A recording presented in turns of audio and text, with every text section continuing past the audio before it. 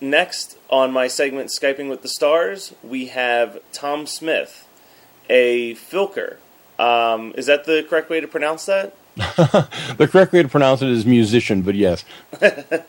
Now, I actually am not super familiar with the term. I heard it for the first time maybe about a year ago, and then recently I had the Hobbit hip-hop group Lord of the Rhymes on the show, and they had mentioned it, and they had defined it as songs about Star Trek. But I know that that's not completely true, because the song that I know by you is A Boy and His Frog. So what exactly is filking? There are a few different definitions of it depending on whether or not you're using it as a noun or a verb. The first thing about filking is that filk came from a typo. Back in the antediluvian days of the late 50s, early 60s, when we didn't have the internet and people who wanted to actually communicate, fans who wanted to communicate with other fans did fanzines, usually on mimeograph machines, with the purple ink and all that stuff. Yeah. Somebody was talking about a convention, and back then, of course, conventions were much smaller as well, where late night, some people were sitting around and they were goofing with guitars and singing folk music, which had the words retooled so that, instead of like the streets of Laredo, you've got the spaceports of Io or something like that. And somebody at one point misspelled folk to be filk. And Karen Anderson, the wife of author Poul Anderson, saw that and said, "Yep, that's it." And that's what we're doing. And since then it's it's become actually a pretty big thing. So you can say filk is the music of the science fiction and fanish community. Okay. You can also say that a song is a filk. For instance, I filked this song. That's a parody of that song. I filked. The first thing that I did on a stage was a song called Crystal Gale Killed Frank Herbert, which is a filk of an existing song by Crystal Gale. The spice melange, it's so cinnamon sweet. I put it on most everything I eat.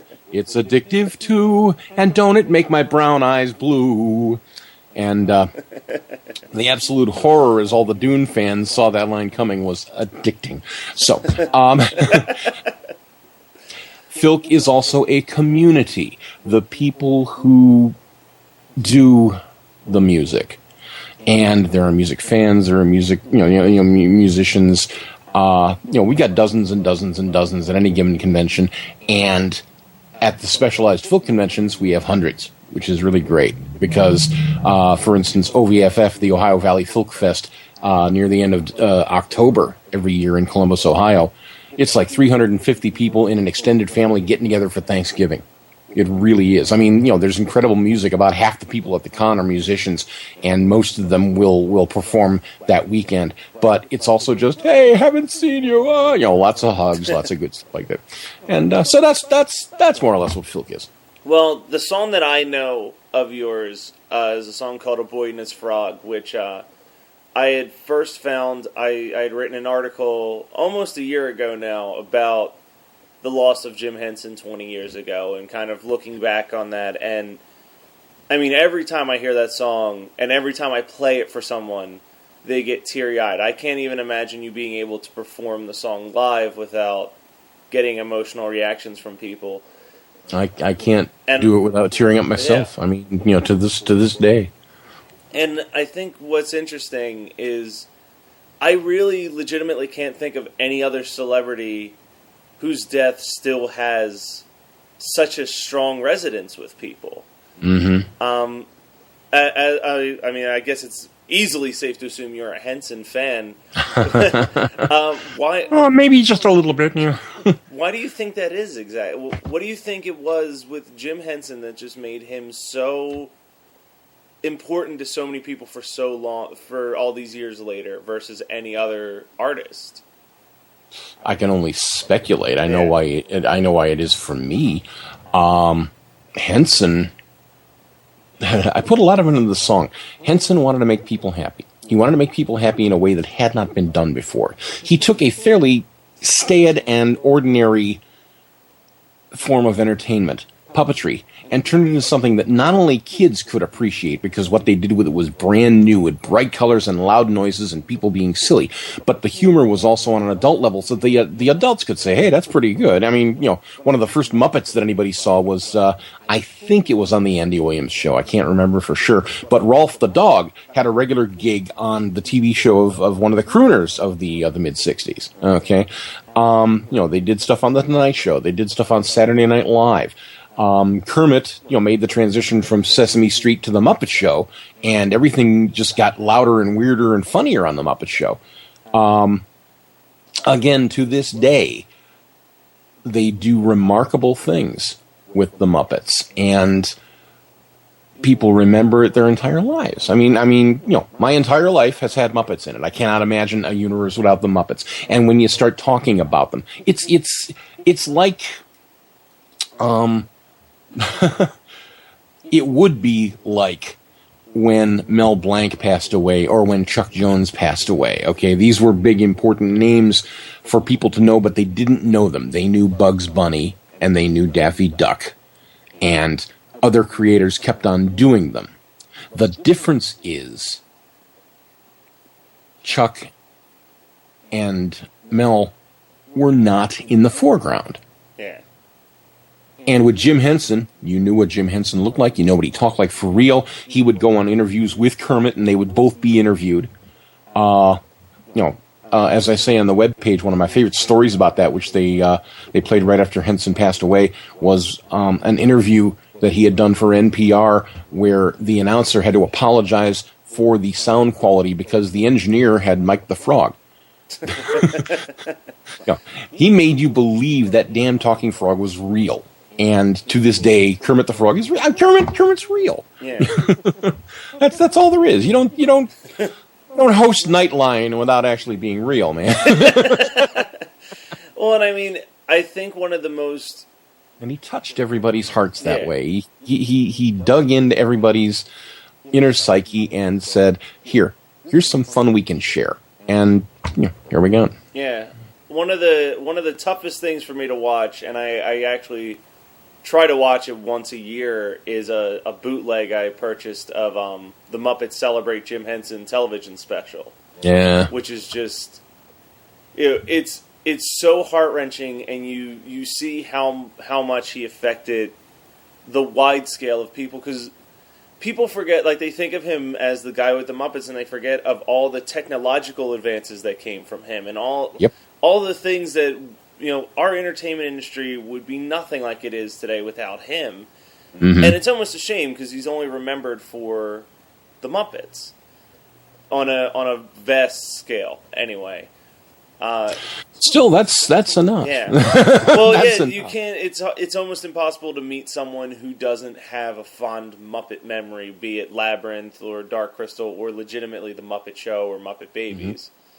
And in exactly the same way as Walt Disney. Okay, very few people know anybody in the Disney hierarchy. Okay, they know Roy Disney though. Yeah. They knew Michael Eisner, and Michael Eisner used that, because he put himself in the forefront and said, "Hi, I'm this person with this," and of course, Walt used to host TV shows for decades, and that way he became a beloved figure because he was up front with them. But Jim and Kermit were literally joined at the elbow, and the fact that both Jim and Kermit were wonderful beings, and you wanted to listen to them. They were funny, they were entertaining, they were witty, and all this stuff. It's like, Frank Oz has a lot of the same, because a lot of people do know who Frank Oz is, although it's mostly because of his one cameo in the Blues Brothers. One prophylactic, soiled. Anyway. Now...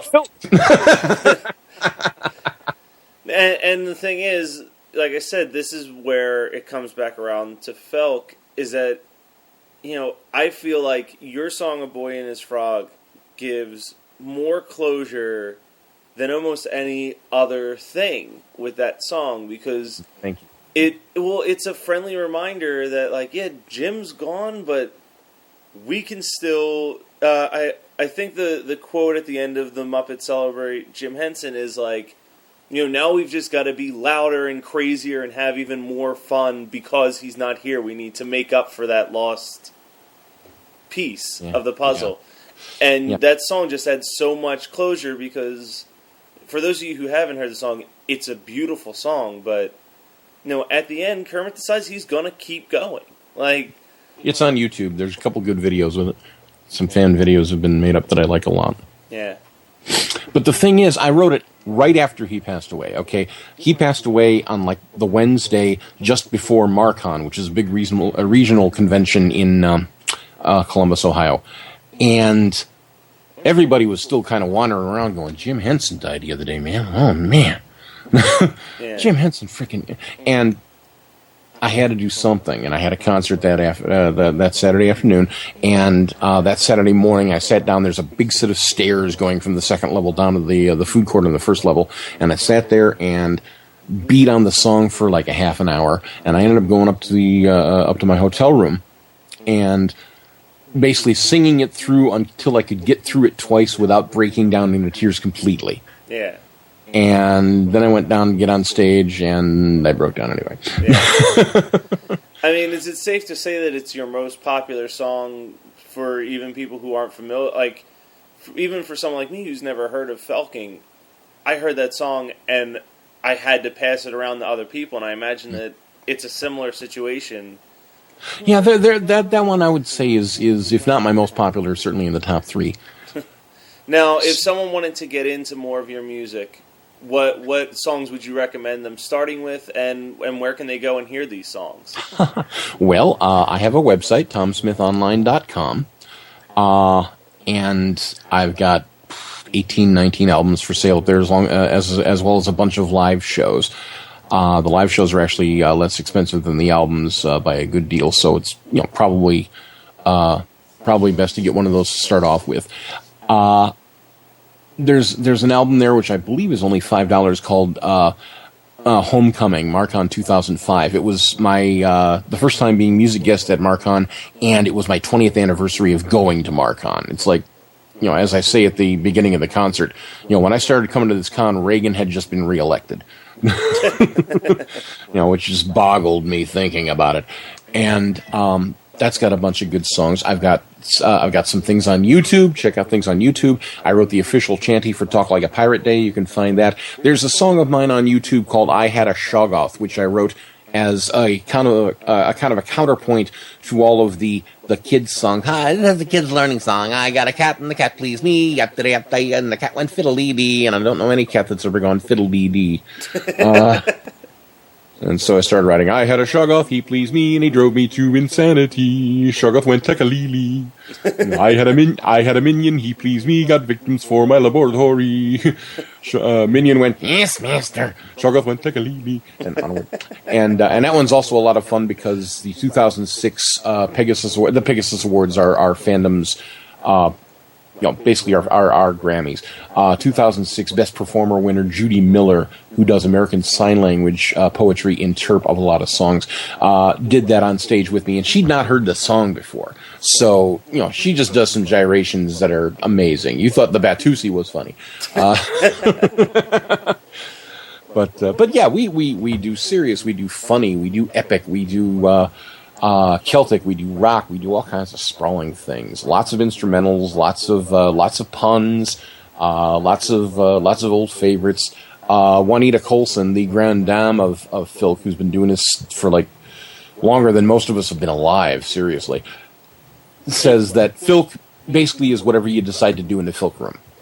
And that works. We drag out the Dr. Demento and Tom Lehrer all the time. We'll do Gilbert and Sullivan riffs. I remember at one convention some years ago, there's an old Flanders and Swan thing about a dirty old man trying to take advantage of a tender young lady, and it's called Have Some Madeira, my dear.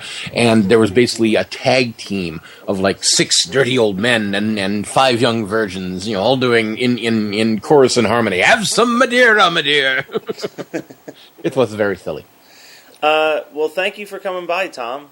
I really appreciate it. And my fans should all go and check out TomSmithOnline.com and download some albums. Alrighty. Thank you very much, Matt. No problem.